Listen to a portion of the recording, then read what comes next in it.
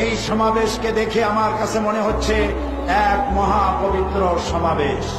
কারণ হচ্ছে এই সমাবেশে যারা উপস্থিত হয়েছে এদের মধ্যে টেন্ডারবাজ নাই, এদের মধ্যে চাঁদাবাজ নাই, এদের ভিতরে গুন্ডা নাই, এদের ভিতরে মাস্তান নাই, এদের ভিতরে রয়েছে শহীদি কাফেলার রক্তরঞ্জিত পথ মারিয়ে যারা এগিয়ে চলেছে আল্লাহর দ্বীনের পতাকা নিয়ে, তারাই আজকের এই ময়দানে উপস্থিত হয়েছে। ইসলাম বিদ্বেষীরা চেয়েছিল জঙ্গিবাদকে জামাত এবং শিবিরের মাথার উপরে চাপিয়ে দেওয়ার সর্বাত্মক প্রচেষ্টা চালিয়েছিল।